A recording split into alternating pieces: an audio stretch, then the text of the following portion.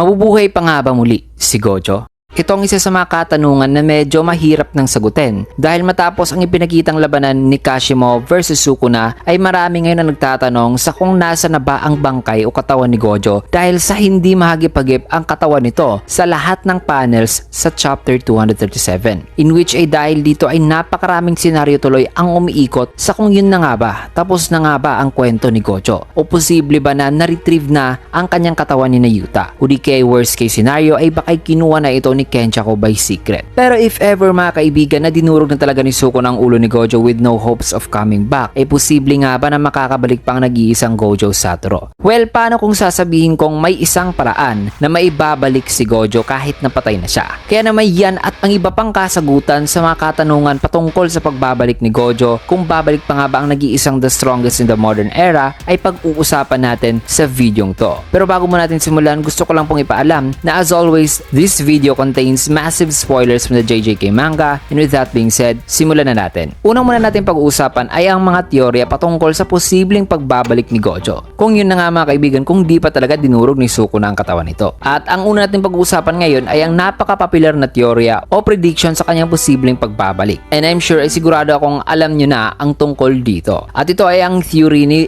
Big Daddy Gojo sa Twitter patungkol sa lotus flower na ipinakita sa panel ng chapter 236. Ayon sa theory na ang lotus flower na ipinakita sa panel ay nagsisimbolo mano sa rebirth ni Gojo. Paano? Well, unlike raw kasi sa mga red spider lily na ang ibig sabihin ay death o kamatayan, which is ang bulaklak na madalas nating nakikita sa anime kapag may mamamatay o namatay na karakter, ay dito kasi sa afterlife ni Gojo ay instead na spider lily ang ipapakita dahil patay na siya, ay ibang bulaklak naman ang pinakita dito. At ito ang bulaklak na nagsisimbolo ng strength, resilience, and rebirth, which is ang lotus flower. Kaya dahil dyan ay marami ngayon ang nagsasabi na baka ay isa umanong foreshadowing ang lotus flower sa rebirth ni Gojo in the future. Para mas maging solido pa naman ang teorya ay dadagdagan pa natin yan ng isa pang teorya mula kay @Gato sa Twitter. Ang kanyang teorya mga kaibigan ay patungkol naman sa isang linya o dialogue sa chapter 236 na binitawan ni Nanami, kung saan ang linya ay parang nagbibigay umano ng malalim na kahulugan sa maaaring mangyayaring rebirth o muling pagkabuhay ni Gojo. Ang teoryang to ay popular din dahil ito ay ang tungkol sa suggestions kasi ni Maymay kay Nanami noon sa kung saan ito titira. Na ayon kay Maymay na kung gusto ron ni Nanami na maging isang panibagong version ng kanyang sarili, ay kailangan daw ni Nanaming pumunta pahilaga. Pero kung gusto naman daw ni Nanami na bumalik sa dating version ng kanyang sarili, ay kailangan daw nitong pumunta patimog. At kahit na ang mga salitang ito ay base sa mga huling sandali ni Nanami noon, ay maaaring ang konsepto ng pahilaga at patimog ay nagre-refer din kay Gojo. Na sa huling sandali nito ay kailangan niyang mamili na kung pipiliin niya ba ang patimog na mamamatay siya bilang ang dating version ng kanyang sarili na nakilala bilang ang pinakamalakas, which is ang version naman na walang nakakaintindi sa kanya dahil sa kanyang tinataglay na lakas, o di kaya mas pipiliin ni Gojo ang pahilaga na ang daan patungo sa bagong version ng kanyang sarili na nangangahulugan naman na mabubuhay muli si Gojo bilang isang panibagong version ng kanyang sarili na ang version na may makakaintindi na sa kanya. At para makamit ito ay maaaring may isasakripisyo si Gojo upang muli siyang mabuhay. Perhaps may gagawin siyang isang uri ng binding vow na baka ang kapalit sa kanyang pagkabuhay ay ang pagkawala ng kanyang six eyes para maisalba pa ang kanyang malubhang kalagayan. Sort of like parang binding vow ni Hakari noon na ginawa niya sa kanyang sarili na upang hindi mawasak o madurog ang katawan nito sa explosion na ginawa ni Kashimo, ay sinakripisyo niya ang kanyang braso upang ang kanyang katawan ay hindi maapektuhan ng pagsabog. At baka ay posibleng ganyan din na method ang gagawin ni Gojo. Inuche kung magtatagumpay siya ay mabubuhay si Gojo without the six eyes na, kung saan ay magiging isang normal na lamang siyang sorcerer, a new version of Gojo Satoru na maiintindihan na ng lahat. O di kaya posible ring mabubuhay muli si Gojo sa pamamagitan ng isa na namang awakening. Who knows? Pero after reviewing this theory, ay sa tingin ko mga kaibigan ay parang masyado na talaga tayong nagbumukhang delulu dito. Pero di ko rin naman masasabi na hindi posible na mangyayari ang mga teoryang yan. Basta't ayun na nga, basta't di pa dinurog ni Sukuna ang ulo ni Gojo, ay posible pa ang lahat. Also aside sa mga teoryang ito, ay kung titignan din natin sa chapter 235, bago pa man nahati ni Sukuna ang katawan ni Gojo, ay may kita na bumabalik na ang reverse curse technique output ni Gojo, which means na ang ganitong klase ng injury ay pwede pa niyang i-heal gamit ang kanyang reverse curse technique. Kasi kung iisipin nyo, nagawa nga ni Gojo ang matangke at makasurvive sa sandamakmak na slashing attack si Sukuna noon na gamit lamang ang kanyang RCT. Tapos si Yugi nga ay nakakakilos o nakakagawa pa rin ng atake kahit putol ng kalahating katawan. Si Gojo pa kaya? And not to mention ay hindi lang ito ang nag-iisang beses o pagkakataon na nailagay si Gojo sa malubhang kondisyon. Sinabi pa nga ni Gojo kay Toji noon na kung pinuto lang daw ni Toji ang kanyang ulo ay marahil ay patay na raw siya. Kasi alam naman natin na ang RCT ay nag-ooperate talaga mula sa utak. At ang only way lang na patayin ang isang RCT user ay ang pag-atake sa utak nito mismo o paggamit ng poison. So base sa panel na ito ay malaki pa talaga ang posibilidad na may heal pa ni Gojo ang kanyang sarili despite this condition, considering na napaka-expert din ito pagdating sa RCT. Ang isa ring posibilidad na maaaring mabubuhay pa si Gojo sa ganitong sitwasyon ay malaki ang tsansa na mariretrieve pa ni na Yuta si Gojo at tulungan siya gamit ang reverse curse technique ni Yuta at ni Shoko Ire upang makarecover. Kaya yan ang mga posibilidad na pwede pang mabuhay muli si Gojo mga kaibigan. Now in my own opinion naman, ang masasabi ko naman sa teorya patungkol sa Lotus Flower at Rebirth Theory ay ang maaaring minimin dito ni Gege Akutami ay ang rebirth sa another 6 Eyes user mula sa Gojo clan at hindi meant para kay Satoru Gojo na baka matapos ng pagkamatay ni Gojo ay may muli na namang masisilang na sanggol na nagpopossess ng 6 Eyes, thus confirming the Rebirth Theory. At tungkol naman sa North and South Theory mga kaibigan, ay sad to say masasabi ko rin kung nagre-refer man ang North and South sa choices ni Gojo bago siya dito tuluyang pumanaw, ay kung pagbabasehan naman natin ang mga dialogues ni Gojo,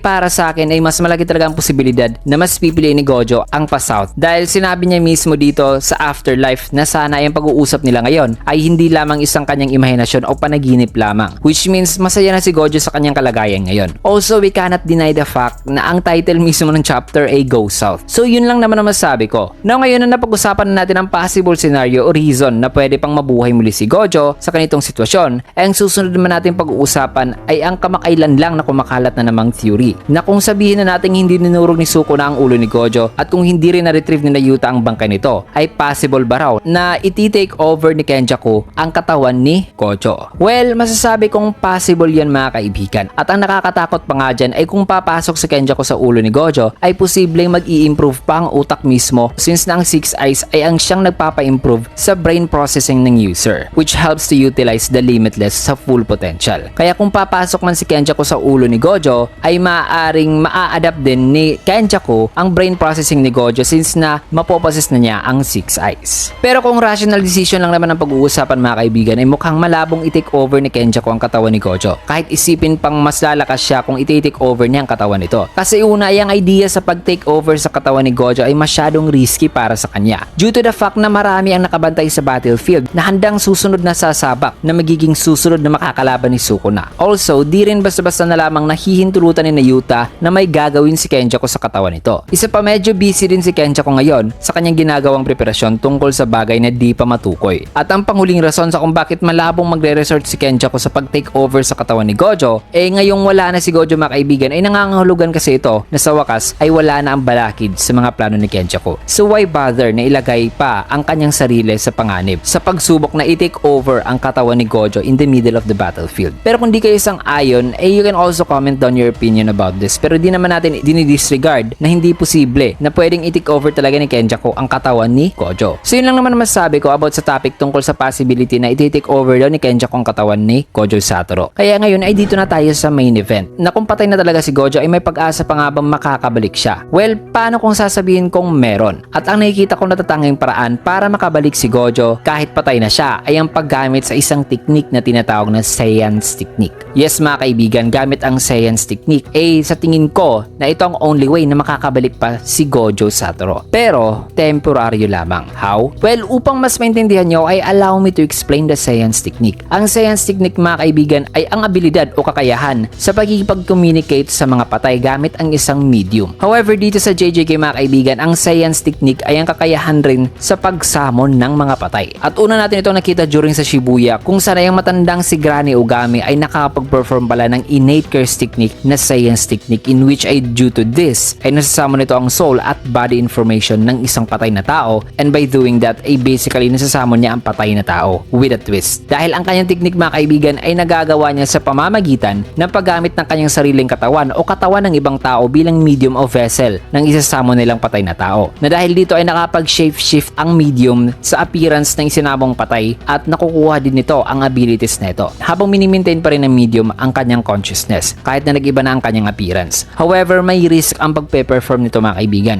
dahil kung ang isasama ng user ay ang soul information ng patay na tao ay posibleng ma-overwrite o ma-take over ng isinamong patay na tao ang katawan ng kanilang vessel. Dalawa kasi ang method of summoning itong science technique ng matanda. Pwede niyang isama ng soul information ng patay na tao, pwede rin ang body information lamang ito. At ang pinaka-safe na paraan sa pagsasamon ay pagsasamon lamang sa body information. Since na ang nag-gain lang ng medium ay ang access sa abilities ng patay na tao at pag-shape-shift sa appearance nito. While kung soul information naman ang isasamon, ay may tendency na kung mas malakas ang soul ng isinamong patay na tao sa soul ng medium o vessel, ay malaki ang chance na matay-take over niya ang medium at mawalan ang medium ng control sa sarili nitong katawan. However, dito sa Shibuya sa parte ni Toji, ay nagtagumpay naman si Toji na ma-overwrite o ma-take over ang katawan at consciousness ng kanyang vessel dahil sa mas malakas ang body information ni Toji kumpara sa kanyang vessel o sa ibang mga tao dahil sa kanyang heavily restricted body. Now, sabihin na natin na-take over ang vessel ng isinamong patay na tao. Ano ang susunod na mangyayari? Well, kahit na na-take over ang vessel o ang medium, ang pag-take over mga kaibigan ay temporaryo lamang. Dahil once na mauubos ng curse energy supply na inilagay ng user sa medium, ay babalik naman kaagad sa dating anyong vessel o medium at makapag-take over muli sa kanyang sariling katawan. Now, kung iisipin niyo, posible nga naman na masasawan si Gojo gamit ang ganitong klaseng technique. Since na may abilidad ang science technique sa pagsamo ng soul information ng patay na tao o body information.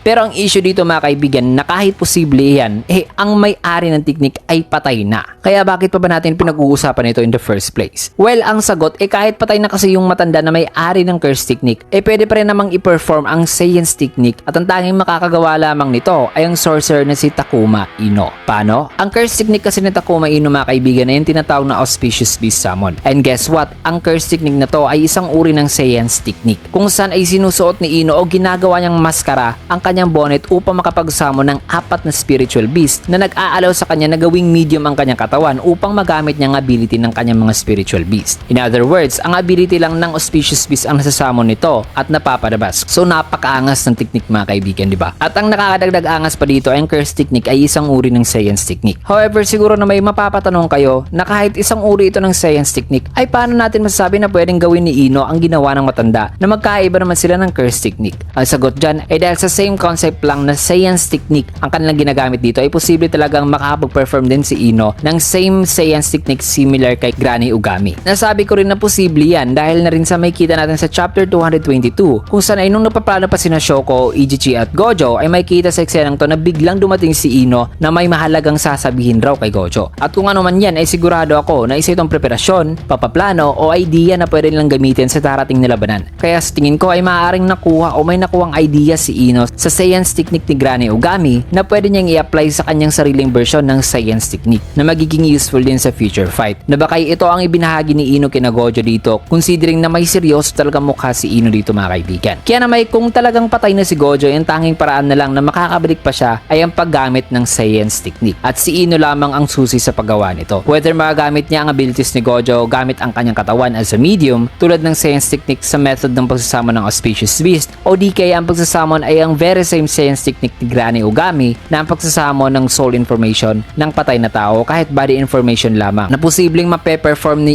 Ino in the future. Pero yun na nga mga kaibigan, kahit medyo nakakatawa kong iisipin ay yan na lang talaga nakikita kong other way to bring back Gojo in the battle as of now. At medyo far-fetched nga lang ang last theory natin ngayon pero hayaan nyo lang ako magsaing. Anyways, those are the theories at possible ways of Gojo's comeback. Kaya ano sa tingin nyo? Sang-ayon ba kayo sa mga theory na i-present natin ngayon? O sa tingin nyo ay may other possible way pa na muling mapubuhay si Gojo? E nais ko lang din sabihin na kung ano man ang mangyayari sa future about kay Gojo ay mas mabuti nang tanggapin na lang natin ang flow ng storya and enjoy what Gege is presenting to us. So yun mga kaibigan, dito muna natin tatapusin ng video. Kaya naman kung nagustuhan nyo naman ang ating video, can I get a like, follow, subscribe na rin for more videos like this. Maraming salamat and see you guys again on my next video. 僕最強だから